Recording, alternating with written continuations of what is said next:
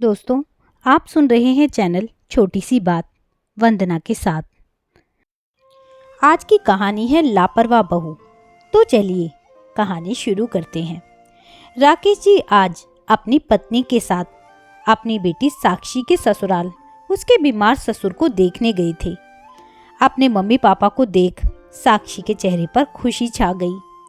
उनसे दो चार बातें कर वह उनके लिए चाय पानी का बंदोबस्त करने किचन में चली गई। राकेश जी अपनी पत्नी के साथ साक्षी के सास ससुर से बात करने लगे। बातों ही बातों में साक्षी का जिक्र चला तो उसके ससुर बोले, वैसे बहू स्वभाव की अच्छी है, लेकिन काम में ढीली व लापरवाह है। लापरवाही के कारण कुछ ना कुछ नुकसान कर बैठती है। साक्षी के सास ससुर लगभग शिकायती अंदाज में बोले, भाई साहब, अभी उसकी शादी को दिन ही कितने हुए हैं, धीरे धीरे सब संभाल लेगी। वैसे मेरी बेटी लापरवाह तो कभी नहीं रही। हाँ, यह आपकी बात मानता हूँ कि घर का कामकाज करने में अभी निपुण नहीं, क्योंकि ना तो उसके पास अपने कॉलेज से आने के बाद इतना समय बचता था कि घर के कामों में अपनी मम्मी का हाथ बटा सके, और अगर कभी छुट्टी वाले दिन समय होता भी तो उस दिन भी वह अपने किसी न किसी प्रोजेक्ट में बिजी रहती। और भाई साहब, बेटियों को सारी उम्र काम करना ही है, इसलिए हमने कभी उसके ऊपर ज़्यादा जिम्मेदारी डाली भी नहीं। साक्षी के पापा अपनी बात रखते हुए बोले, यही तो आजकल के माता पिता गलती करते हैं। ठीक है, बेटियों को अच्छा पढ़ाओ लिखाओ, अपने पैरों पर खड़ा करो, लेकिन साथ ही घर के कामकाज सिखाना भी तो ज़रूरी है। साक्षी के ससुर ने कहा, बहन जी, मैंने तो अपनी बेटी को शुरू से ही घर के कामकाज करने की आदत डाल दी है।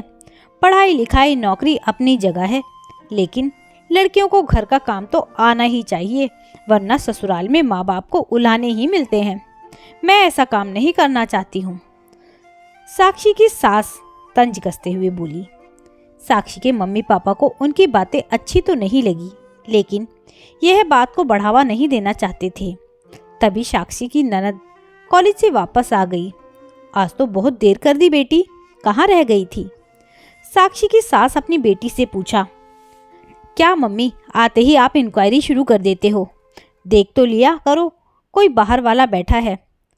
साक्षी की ननद रूखा सा जवाब देते हुए अपने कमरे में जाने लगी तो उसकी मम्मी ने कहा, सुन बेटा, ज़रा कपड़े बदल कर जल्दी से बाहर आ जा। अपनी भाभी के साथ थोड़ा सा किचन में काम करवा दे। तब से तेरी भाभी किचन में अकेली लगी हुई है। साक्षी की सास मीठी जुबान में अपनी बेटी से बोली, मैं और किचन में? क्या हो गया है आज आपको मम्मी? मैं भाभी की क्या मदद करूंगी भला? मुझे तो चाय बनाने भी नहीं आती। साक्षी की ननद हंसते हुए अंदर चली गई। इधर अपनी बेटी का जवाब सुन साक्षी के सास ससुर का चेहरा सफ़ेद पड़ गया। इतनी देर में साक्षी चाय नाश्ता लेकर बाहर आ गई। सभी चाय नाश्ता करने लगे।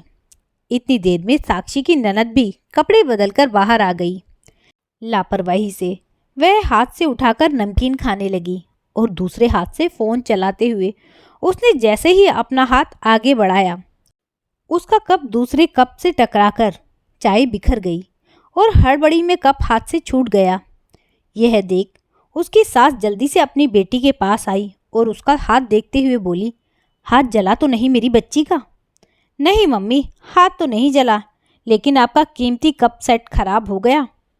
कोई बात नहीं मेरे बच्चे, कप सेट की कीमत उससे ज़्यादा है क्या? जल्दी से अंदर जाकर हाथ को ठंडे पानी से धोकर दवाई लगा ले, कहीं छाला ना पड़ जाए। वैसे कुछ हुआ तो नहीं है मम्मी, चलो फिर भी आप कहती हो तो मैं दवाई लगा ही लेती हूँ, कह साक्षी की ननद बिस्किट उठाकर अपने कमरे की ओर चली गई। साक्षी की सास उसके मम्मी पापा की तरफ देखते हुए बोली, मेरी तो जान ही निकल गई थी। बेटी के हाथ पर चाय गिरी देख। तुम भी सरिता, इसे थोड़ा समझाया करो, इतनी लापरवाही ठीक नहीं। सब समझ जाएगी जी, अभी बच्ची ही तो है, धीरे धीरे सब सीख जाएगी। साक्षी की सास हंसते हुए बोली, हम भी तो यही कह रहे हैं समधन जी, हमारी बेटी भी आपकी बेटी की ही उम्र की है और शादी को 3 ही महीने तो हुए हैं। अभी से उससे कामकाज में इतनी निपुणता की उम्मीद क्यों?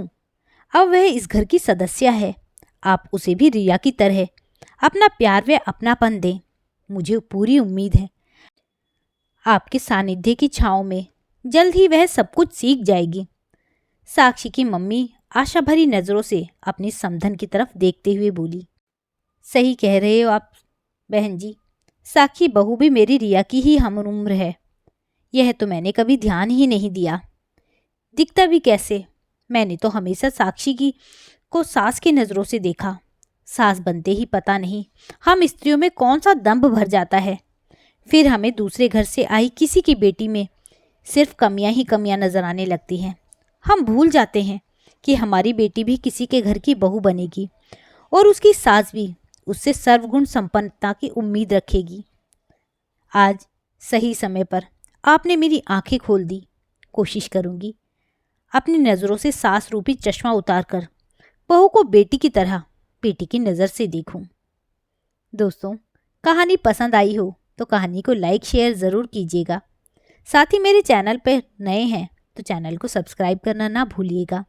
कहानी सुनने के लिए बहुत बहुत धन्यवाद।